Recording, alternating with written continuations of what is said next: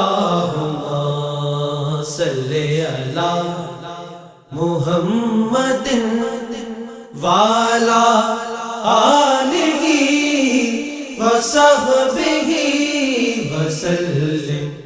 بسم اللہ الرحمن الرحیم۔ اللہ تبارک و تعالیٰ کے پاکیزہ ترین نام سے آغاز کرتے ہیں جو بہت مہربان نہایت رحم والا ہے۔ درس بخاری کا سلسلہ جاری و ساری ہے اور حدیث نمبر 2586 پر ہم پہنچے تھے۔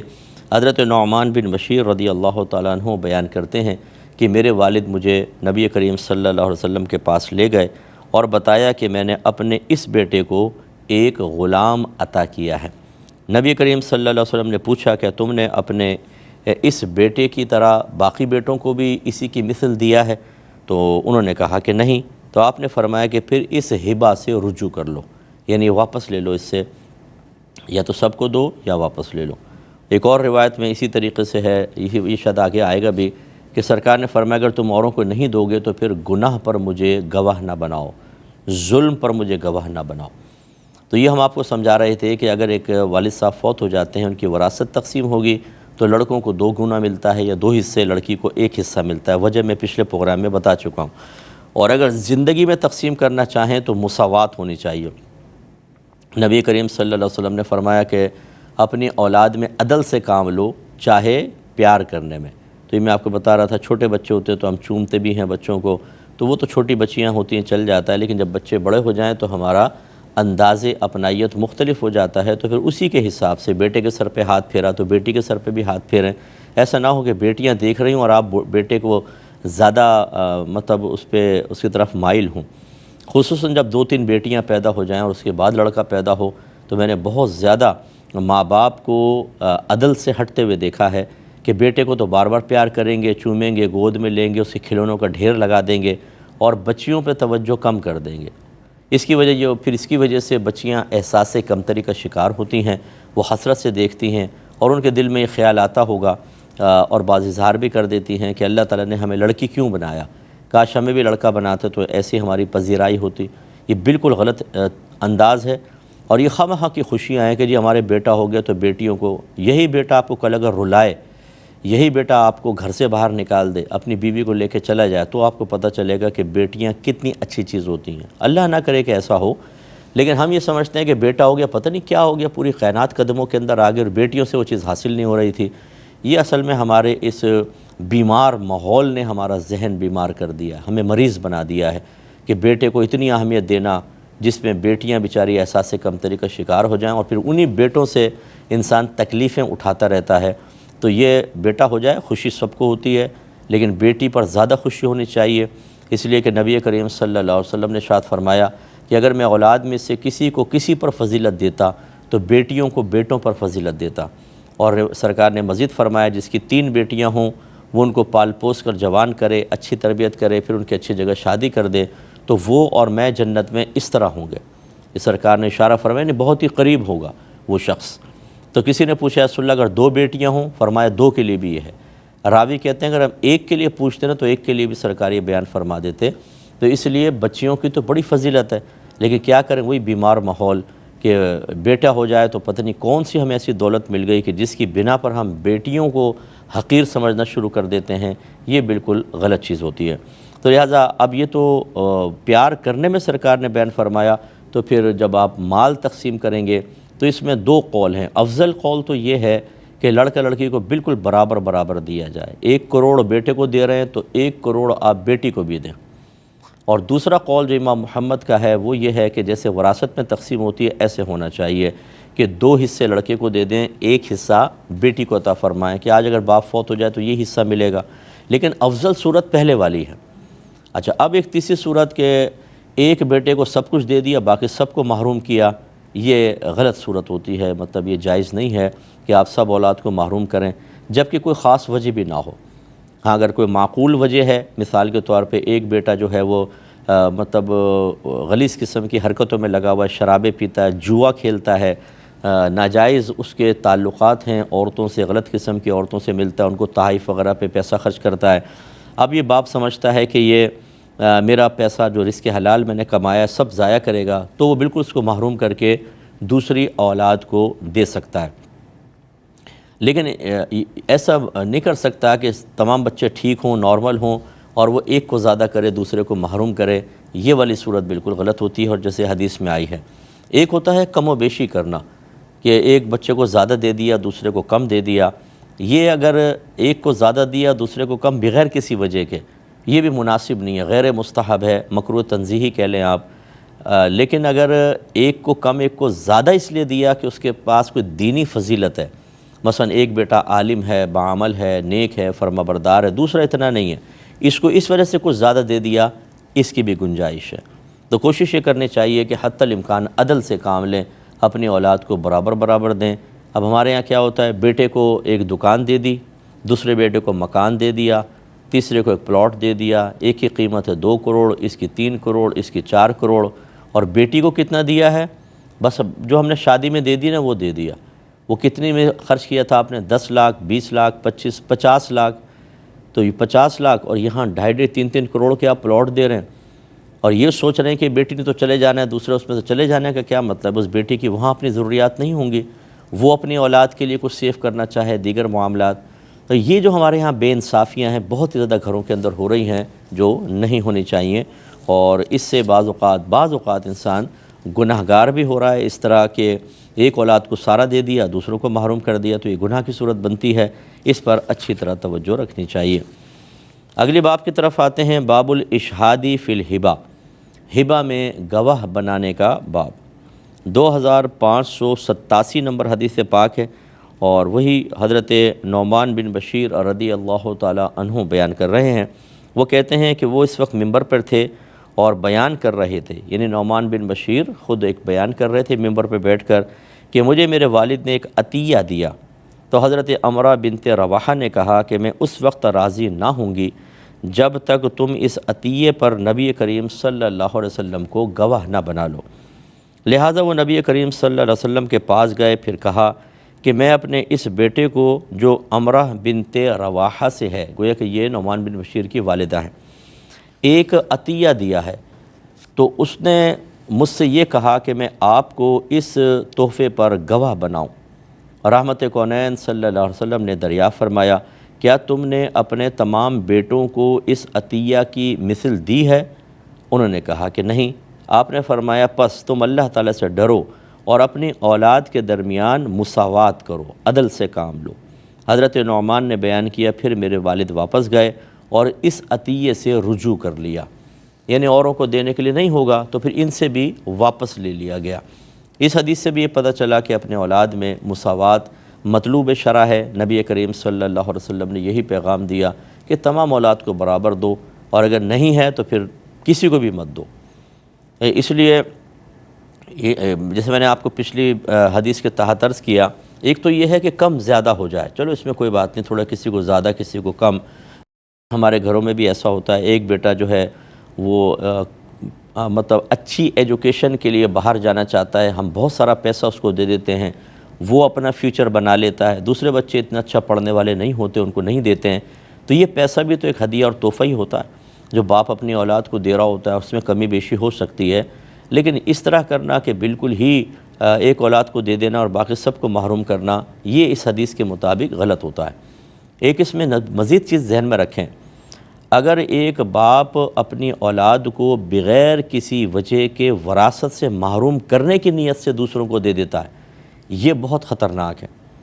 یاد رکھیں، مثلا ایک بیٹا ہے، تھوڑا بہت نافرمان ہوا، وہ اب اتنا بھی نہیں ہے، ہوتا ہے سب کچھ، تو اب آپ نے کہا کہ میں اس کو تو بالکل کچھ نہیں دوں گا، باقی سب کو دے دوں گا اور یہ وراثت سے میری محروم رہے. اگر یہ، اور بعض تو وصیت کر جاتے ہیں کہ اس کو کچھ مت دینا، باقی سب بانٹ لینا. یہ وراثت تو یاد رکھیں کالعدم ہے. اگر باپ مر گیا تو چاہے کسی کو کہہ گیا ہوگا اس کو وراثت میں سے کچھ نہ دینا، یہ اب اس کا مال نہیں رہا، اب اس کے مال کی تقسیم شریعت کے مطابق ہوگی. لیکن ایک ہے کہ زندگی میں اس نے سارا دے دیا، اس کو اس لیے محروم کر دیا تاکہ میرا مال وراثت ہی نہ رہے اور یہ اس کو کچھ نہ ملے، تو یاد رکھیں یہ گناہ ہے بہت بڑا. نبی کریم صلی اللہ علیہ وسلم نے فرمایا، جس نے کسی وارث کو اس کی میراث سے محروم کیا، اللہ اس کو جنت کی میراث سے محروم کر دے گا. تو اس لیے ایسا ہرگز نہیں کرنا چاہیے، اللہ کی بارگاہ میں توبہ کرنی چاہیے. امید ہے کہ جو باتیں ہم آپ کو سمجھا رہے ہیں اگر آپ میں سے کسی کے ساتھ ایسے معاملات ہیں تو وہ اللہ کی بارگاہ میں توبہ کرے۔ آپ کے ساتھ نہیں ہے، آپ کے خاندان میں ایسا ہوا ہے تو واجب ہے آپ پر کہ یہ ہمارا پروگرام ان کو دکھوائیں اور ان کو پیار محبت سے سمجھائیں کہ دنیا، دولت، شہرت، عزت سب یہیں رہ جائے گی، اللہ کی بارگاہ میں اعمال جائیں گے اور وہاں جا کے پچھتانا پڑا تو بہت ہی بڑا خسارہ ہوگا۔ اگلی حدیث کی طرف آتے ہیں، 2588 نمبر حدیث پاک ہے۔ سیدہ عائشہ صدیقہ رضی اللہ تعالی عنہ اس کی راویہ ہیں۔ یہ کہتی ہیں کہ جب نبی کریم صلی اللہ علیہ وسلم کو درد زیادہ ہو گیا، یہ آخری ایام کی بات ہے کہ سرکار کا مرض مبارک بہت زیادہ ہو گیا تھا اور آپ جسم میں تکلیف محسوس فرما رہے تھے، تو کہتی ہیں جب نبی کریم صلی اللہ علیہ وسلم کا درد بہت زیادہ ہو گیا تو آپ نے اپنی ازواج سے یہ اجازت طلب کی کہ آپ بیماری کے ایام میرے گھر میں گزاریں، تو انہوں نے آپ کو اجازت دے دی۔ بس آپ 2 آدمیوں کے سہارے سے اپنے قدموں کو گھسیٹتے ہوئے اس طرح نکلے کہ ان سے زمین پر لکیریں پڑ رہی تھیں اور آپ حضرت عباس اور ایک اور آدمی کے درمیان تھے۔ عبید اللہ نے کہا کہ میں نے حضرت عائشہ صدیقہ رضی اللہ تعالی عنہ کی اس حدیث کا حضرت ابن عباس سے ذکر کیا تو انہوں نے مجھ سے کہا کہ تم جانتے ہو دوسرے مرد کون تھے؟ میں نے کہا کہ جن کا حضرت عائشہ نے نام نہیں لیا، تو میں نے کہا نہیں۔ انہوں نے کہا وہ حضرت علی بن ابی طالب رضی اللہ تعالی عنہ تھے۔ تو بس یہ ایک حدیث ہے، اب اس کا تعلق بظاہر ہبہ سے تو نہیں ہے لیکن کتاب الہبہ میں لے کر آئے۔ پہلی بات تو اب یوں کہہ لیں، آپ اس کو اس انداز سے کہہ سکتے ہیں کہ جو سرکار کی دیگر ازواج تھیں انہوں نے اپنی باری ہبہ کر دی تھی، اور یہ حقیقتاً جو فزیکلی طور پہ ہبہ ہے وہ نہیں ہوتا، لیکن چونکہ اس میں ہبہ کا پہلو تھا اس لیے امام بخاری یہاں پر لے کر آئے۔ سیدہ عائشہ کہتی ہیں کہ سرکار کا جب مرض مبارکہ زیادہ ہو گیا اور آپ کو پہلے ہی علم تھا کہ مجھے دنیا سے رخصت ہو جانا ہے، یہ اس لیے کہ اس کی دلیل یہ ہے کہ نبی کریم صلی اللہ علیہ وسلم ایک مرتبہ آخری ایام میں منبر پہ جلوہ افروز ہوئے اور آپ نے صحابہ کرام سے فرمایا کہ اللہ تعالیٰ نے اپنے ایک بندے کو اختیار دیا ہے کہ چاہو تو دنیا میں رہو اور چاہو تو آخرت اختیار کر لو۔ اس نے آخرت اختیار کی تو صدیق اکبر رضی اللہ تعالیٰ عنہ یہ سن کر رونے لگے۔ صحابہ کرام کہتے ہیں ہم آپس میں کہنے لگے سرکار نے تو ایک شخص کا ذکر کیا ہے، آپ کیوں رونے لگے؟ پھر وہ کہتے ہیں جب سرکار کا وصال ہوا تو ہمیں اطلاع ہوئی، ہم سمجھ گئے کہ اچھا وہ سرکار خود اپنے آپ کو مراد لے رہے تھے، اور اس وقت کہتے ہیں کہ ہم جان گئے کہ حضرت ابو بکر صدیق ہم میں سب سے زیادہ ذہانت رکھنے والے ہیں۔ تو یہ نبی کریم کو معلوم تھا مجھے دنیا سے رخصت ہو جانا ہے، کیونکہ جو پیغام الہی اللہ نے آپ کے سپرد کیا تھا وہ آپ نے دے دیا تھا، اور ہر نبی جب اپنا کام پورا کر لیتا ہے تو پھر وہ دنیا سے تشریف لے جاتے ہیں۔ تو جب نبی کریم صلی اللہ علیہ وسلم کو آخری عمر مبارکہ میں یہ مرض لاحق ہوا تو آپ نے تمام ازواج سے کہا کہ آپ مجھے اجازت دے دیں تو میں آخری دن عائشہ کے ساتھ گزارنا چاہتا ہوں۔ اس سے معلوم ہوا کہ ہمارے سرکار سیدہ عائشہ صدیقہ رضی اللہ تعالی عنہا سے بہت ہی زیادہ محبت فرمایا کرتے تھے، تو سب ازواج نے خوشی سے اجازت دے دی، گویا کہ اپنی باریاں ہبہ کر دیں، تو سرکار نے آخری وقت آپ کے پاس گزارا ہے۔ اور سیدہ عائشہ کہتی ہیں کہ 2 آدمیوں کے سہارے آپ تشریف لا رہے تھے، اس طرح کہ آپ کے قدم مبارکہ گھسٹ رہے تھے جن کی بنا پر ضمیر پر لکیریں بن گئی تھیں۔ اس کا مطلب یہ ہوا کہ دیکھیں ہمارے آقا صلی اللہ علیہ وسلم اللہ تعالیٰ کے سب سے محبوب ترین بندے ہیں، نبی ہیں، اور کائنات کے اندر جتنے بھی لوگ ہیں سب سے زیادہ طاقت میرے آقا صلی اللہ علیہ وسلم کے اندر تھی، کیونکہ صحابہ کرام کہتے ہیں کہ ہم آپس میں باتیں کرتے تھے کہ نبی کریم صلی اللہ علیہ وسلم کو 30 آدمیوں کی طاقت دی گئی ہے، یعنی 30 جنتی آدمیوں کی، اور ایک روایت کے مطابق 40 جنتی مردوں کی طاقت نبی کریم صلی اللہ علیہ وسلم کو دی گئی تھی، اور ایک جنتی مرد کی طاقت دنیاوی 100 مردوں کے برابر ہوتی ہے، تو گویا کہ 4000 مردوں کی طاقت۔ لیکن آپ دیکھیں کہ جب اللہ تبارک و تعالیٰ نے آپ کو مرض میں مبتلا فرمانے کا ارادہ کیا ہے اور فزیکلی طور پہ ایسا ہوا تو آپ بھی انتہائی ضعف میں مبتلا ہوئے ہیں۔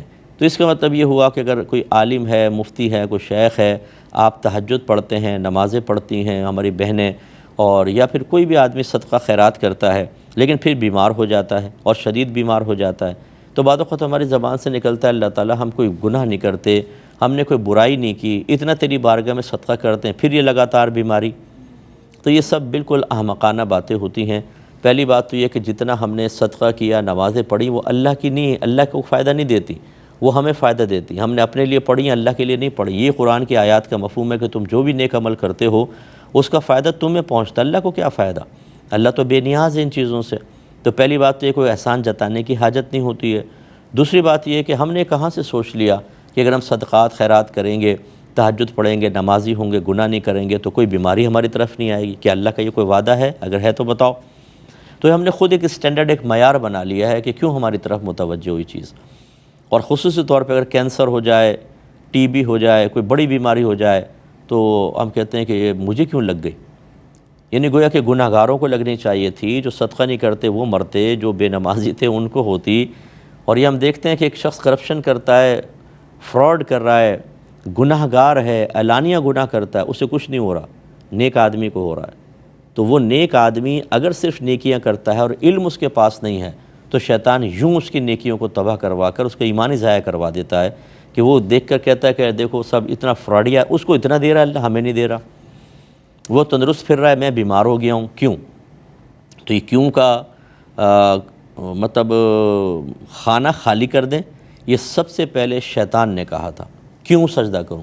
کافر ہو گیا۔ تو اس لیے ہمیں بھی کیوں کو نکالنا چاہیے اور اس قسم کے واقعات کو دیکھنا چاہیے کہ کیا نبی کریم صلی اللہ علیہ وسلم نے اتنے ضعف میں مبتلا ہونے کے باوجود بھی اللہ تعالیٰ کی بارگاہ میں کوئی شکوہ کیا؟ بالکل بھی نہیں کیا۔ پھر سیدہ عائشہ صدیقہ رضی اللہ تعالیٰ عنہ فرماتی ہیں کہ دو اشخاص سرکار کو لا رہے تھے، ایک حضرت عباس تھے، ایک اور آدمی تھے درمیان میں۔ تو اس کے اندر سرکار صلی اللہ علیہ وسلم وہ نہیں پہچان پائے ہوں گے کہ سرکار کو دوسرا سہارا دینے والا کون ہے۔ حضرت ابن عباس نے بعد میں بتایا کہ وہ حضرت علی کرم اللہ وجہہ الکریم تھے۔ تو یہ ظاہر کرتی ہے حدیث پاک کہ اگر ازواج یہ دیکھتی ہیں کہ میرا شوہر کسی ایک کی طرف مائل ہے یا میرے شوہر کو کسی چیز کی ضرورت ہے تو ان کو قربانی دے دینی چاہیے، یہ اچھی چیز ہوتی ہے۔ اللہ تعالیٰ کی رضا کی خاطر اگر دیں گی تو اس کا اجر و ثواب پائیں گی۔ اگلے باب کی طرف آتے ہیں۔ باب ہے باب ہبۃ المرأۃ لغیر زوجہا وعتقہا اذا کان لہا زوج فہو جائز اذا لم تکن صفیحۃ فاذا کانت صفیحۃ لم یجز۔ عورت کا اپنے شوہر کے غیر کو ہبہ کرنا اور آزاد کرنا اور باندی اور غلام کو آزاد کرنا جب کہ اس کا خاوند موجود ہو تو یہ جائز ہے، بشرطے کہ وہ عورت کا عقل نہ ہو، اگر کم عقل ہو تو جائز نہیں۔ اب حدیث کیا لے کر آئے ہیں؟ 2590 نمبر حدیث پاک ہے۔ حضرت اسماء رضی اللہ تعالی عنہ بیان کرتی ہیں کہ میں نے عرض کی یا رسول اللہ، میرے پاس اس کے سوا اور کوئی مال نہیں ہے جو حضرت زبیر ان کے شوہر تھے انہوں نے میرے پاس رکھا ہوا ہے، کیا پس میں اس میں سے صدقہ کروں؟ تو رحمت کونین صلی اللہ علیہ وسلم نے ارشاد فرمایا صدقہ کرو اور جمع کر کے نہ رکھو ورنہ اللہ بھی تم سے مال روک لے گا۔ تو اب اس میں دیکھیں شوہر کا مال میرے پاس رکھا ہوا ہے تو کیا میں کروں؟ تو گویا کہ پہلی بات ایک سمجھ لیجئے کہ اگر عورت خود جاب وغیرہ کرتی ہے، اس کو کوئی تحفہ وغیرہ ملا ہے خاندان سے جیسے ملتا ہے سالگرہ کے اوپر یا عیدی وغیرہ ملتی ہے تو وہ اس میں خود مختار ہے، اس میں شوہر سے اجازت لینے کی کوئی حاجت نہیں ہے، وہ صدقہ کرنا چاہے تو کر سکتی ہے۔ اس میں انشاءاللہ تفصیلی کلام مزید کریں گے۔ پروگرام کے وقت تقریباً ختم ہو گیا۔ وآخر دعوانا ان الحمدللہ رب العالمین۔ اللہم صلی علی محمد وعلی آلہ وصحبہ وسلم۔